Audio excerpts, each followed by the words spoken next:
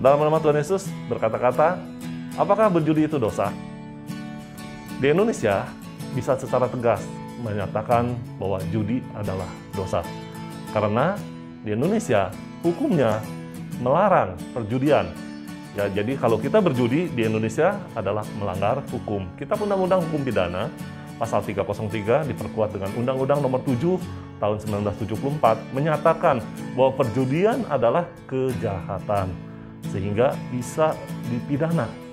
Bagaimana dengan judi online? Judi online diatur oleh Undang-Undang ITE pasal 27 ayat 1 dan pasal 45 ayat 1. Tentunya keduanya dilarang di Indonesia. Kita sebagai umat Kristen tidak boleh melanggar hukum. Bagaimana jika kita tinggal di negara yang melegalkan judi?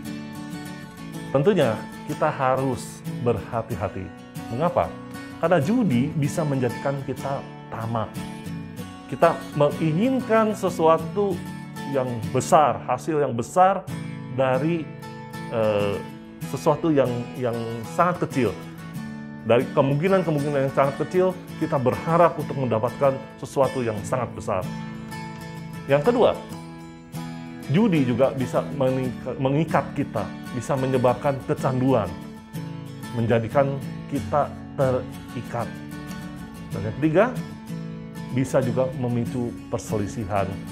Karena di dalam perjudian, kita berusaha dengan segala macam upaya untuk memenangkan, sehingga seringkali kita menghalalkan segala cara dan melakukan hal-hal yang tidak diinginkan, sehingga terjadilah sebuah perselisihan. Bagi umat-umat yang percaya, jika kita masih melakukan judi, bisa juga menjadi satu batu sandungan. Prinsipnya, di dalam Alkitab, kita bisa melihat 1 Korintus pasal 6 ayat 12, bahwa segala sesuatu itu halal bagiku, tetapi bukan semuanya berguna. Segala sesuatu halal bagiku, tetapi aku tidak membiarkan diriku diperhamba oleh suatu apapun.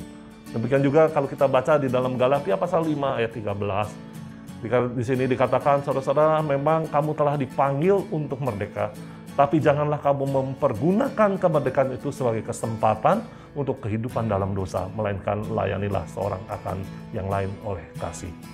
Kalau kita membaca dalam Pengkhotbah pasal 11 ayat 9, ini dikatakan bahwa bersukarialah hai pemuda dalam kemudaanmu.